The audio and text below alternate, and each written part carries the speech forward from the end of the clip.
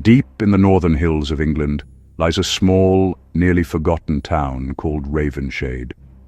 On the map, it looks like any other quiet countryside village. Narrow roads, thick fog, and old stone houses standing shoulder to shoulder. But those who visited the town, if they returned at all, whisper that something there isn't right.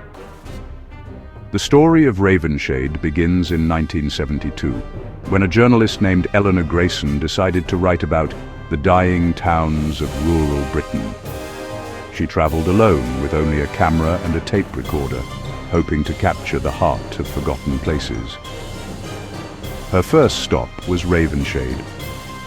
When she arrived, Eleanor noticed how strangely quiet everything was. No children playing, no cars passing, no sounds from the pubs or markets.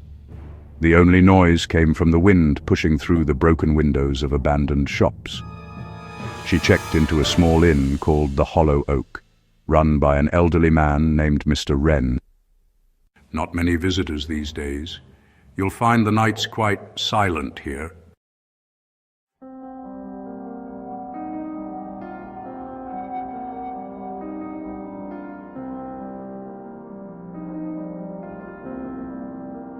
The next morning, she began her interviews.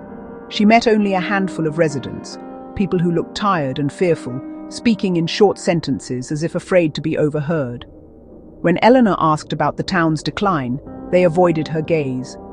One old woman finally whispered, "It's not the town that's dying, dear. It's the people who stay." That night, Eleanor heard something unusual outside her window. Footsteps, slow and dragging. When she looked out, there was no one on the street, only the thick fog swirling under the lampposts. But when she turned around, she noticed her tape recorder had switched on by itself. The red light blinked steadily. "Leave before they find you." Eleanor didn't remember saying those words. Trying to stay rational, she assumed it was an echo, or perhaps someone had tampered with her recorder.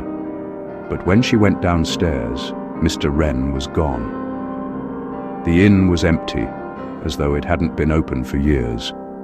The fireplace was cold, the front door locked from the inside. Panicking, she ran outside and noticed the town square had changed. The buildings looked older, decayed, like they'd been abandoned for decades.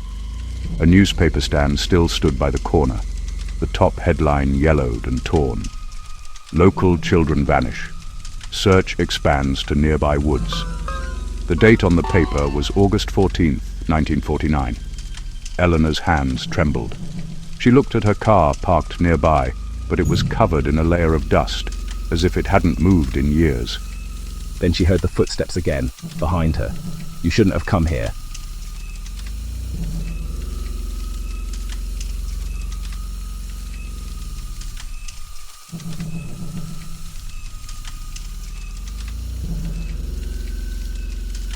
Drawn by instinct or perhaps fear, she followed. The forest behind Ravenshade was dense, the branches curling like claws. Inside, she found old ruins, the remains of a church covered in moss. In the center was a stone altar surrounded by symbols she didn't recognize. And on that altar, she found dozens of wooden toys arranged neatly. Horses, dolls, spinning tops, all rotting but untouched by time. "Stay with us! We're lonely! Don't leave!" Eleanor stumbled backward, her flashlight flickering. When she pointed it toward the trees, dozens of small shapes appeared. Children, pale and silent, watching her from between the trunks. Their eyes glowed faintly in the dark. She screamed and ran, but every path led her back to the church. The whispers grew louder until her mind felt like it would split apart. The last thing she remembered was collapsing near the altar as the fog swallowed everything. A week later, the Yorkshire police received an anonymous tip about a car found near Ravenshade. Inside, they found Eleanor's notes, her camera, and her tape recorder. There was no sign of her body. "Leave before they find you." She stayed.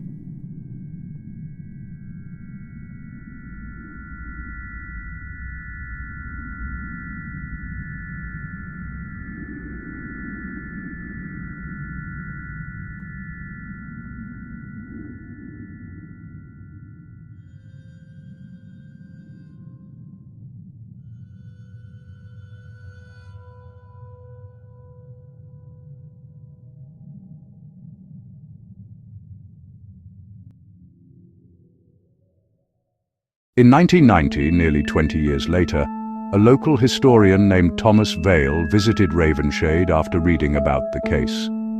He discovered that the town had been abandoned since 1950, following a mysterious illness that wiped out nearly all its residents. The few survivors had left and never returned. When Vale reached the outskirts, he found the Hollow Oak Inn still standing. The door was slightly open, dust covering every surface. On the table in the main hall sat an old tape recorder, red light still blinking. He pressed play. At first there was silence, then faint breathing, and then a voice. "My name is Eleanor Grayson. If anyone finds this, don't stay after dark." Then came laughter. Children's laughter. The historian dropped the recorder and ran to his car. When he looked back, he saw a woman standing in the fog near the inn. She was wearing a 1970s coat and holding a notebook. Her face was pale, her eyes dark and hollow. She raised her hand as if to wave, then vanished. Today, locals say the road to Ravenshade no longer exists.